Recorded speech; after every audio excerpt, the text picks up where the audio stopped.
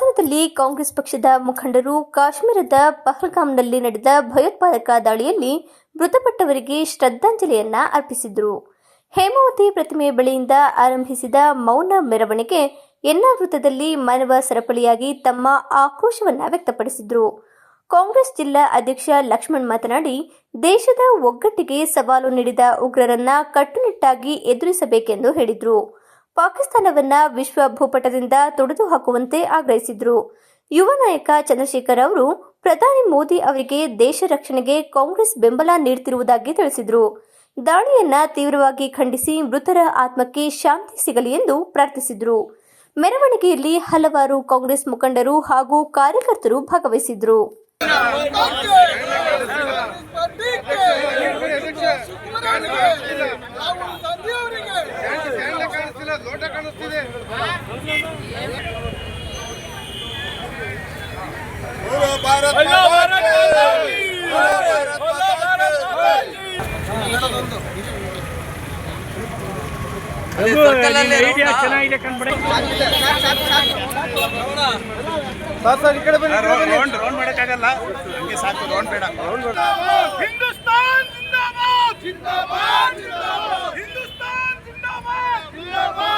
ಇವತ್ತೇನು ನಾವು ಹಾಸನದಲ್ಲಿ ಮೌನ ಪ್ರತಿಭಟನೆ ಮಾಡ್ತಾ ಇದ್ವಿ.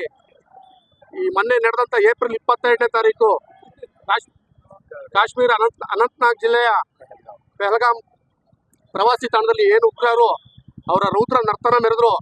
26ಕ್ಕೂ ಹೆಚ್ಚು ಪ್ರವಾಸಿಗಳನ್ನ ಕೊಂದು 30-40 ಜನಗಳಿಗೆ ಇನ್ನೂ ಗಾಯಗೊಂಡು ಇನ್ನೂ ಆಸ್ಪತ್ರೆಯಲ್ಲಿ ಚಿಕಿತ್ಸೆ ತಗೋತಾ ಇದ್ದಾರೆ. ಇದನ್ನ ನಾವು ತೀವ್ರವಾಗಿ ಖಂಡಿಸ್ತಾ ಈ ಕೃತ್ಯದಲ್ಲಿ ಸಾವನ್ನಪ್ಪಿದ ಎಲ್ಲ ಕುಟುಂಬಗಳಿಗೂ ಭಗವಂತ ಶಾಂತಿಯನ್ನು ನೀಡಲಿ, ಅವ್ರ ದುಃಖವನ್ನು ಕಮ್ಮಿ ಮಾಡಲಿ ಅಂತ ಕೇಳ್ತಾ, ಕರ್ನಾಟಕದಲ್ಲಿ 3 ಜನ ಮೃತಪಟ್ಟವರೇ.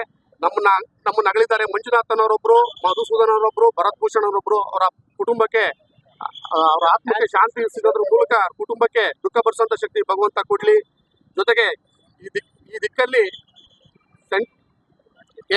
ಕೇಂದ್ರ ಸರ್ಕಾರ ನರೇಂದ್ರ ಮೋದಿ ಅವರಿಗೆ ಸಂಪೂರ್ಣವಾದ ನಮ್ಮ ಪಕ್ಷ ಹಾಗೂ ಎಲ್ಲರೂ ಪಕ್ಷಾತೀತವಾಗಿ ಬೆಂಬಲ ನೀಡಿದ್ದಾರೆ. ಅವ್ರು ಯಾವುದೇ ರೀತಿ ಬೇಕಾದರೂ ಅಧಿಕಾರ ತಗೊಂಡು ವಿಶ್ವ ಭೂಪಟದಿಂದಲೇ ಈ ಪಾಕಿಸ್ತಾನ, ಈ ಉಗ್ರ ಟೆರರಿಸಂನ ಮಟ್ಟ ಹಾಕ್ಬೇಕು ಅಂತ ಹೇಳ್ತಾ ನಾವು ಈ ಕೃತ್ಯನ ಏವಾಗಿ ಖಂಡಿಸ್ತೀವಿ.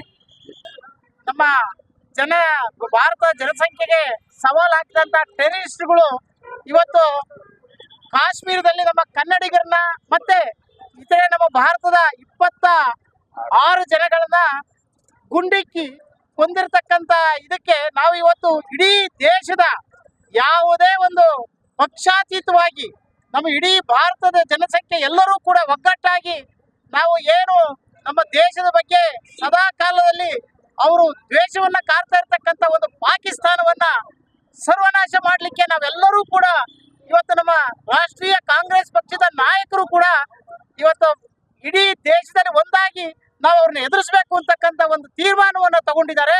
ಅದೇ ರೀತಿಯಲ್ಲಿ ನಮ್ಮ ಹಾಸನ ಜಿಲ್ಲೆಯಲ್ಲಿ ಇರ್ತಕ್ಕಂಥ ನಮ್ಮ ಎಲ್ಲ ಕಾಂಗ್ರೆಸ್ಸಿನ ಕಾರ್ಯಕರ್ತರು ಕೂಡ ಇವತ್ತು ಸೇರಿ ಸಂತಾಪವನ್ನು ಸೂಚಿಸೋದ್ರ ಮುಖಾಂತರ ಮೌನ ಮೆರವಣಿಗೆಯನ್ನು ಮಾಡಿ ಮಾನವ ಸರಪಳಿಯನ್ನು ನಿರ್ಮಿಸಿ ಯಾವುದೇ ಕಾರಣಕ್ಕೂ ಕೂಡ ನಮ್ಮ ದೇಶವನ್ನ ಅಭದ್ರಗೊಳಿಸಲಿಕ್ಕೆ ಮಾಡಿದಂತ ಟೆರರಿಸ್ಟ್ಗಳನ್ನ ಸರ್ವನಾಶ ಮಾಡಬೇಕು. ಅಲ್ಲಿವರೆಗೂ ಕೂಡ ನಮ್ಮ ದೇಶ ಶಾಂತಿಯಾಗಿ ಇರಬಾರ್ದು.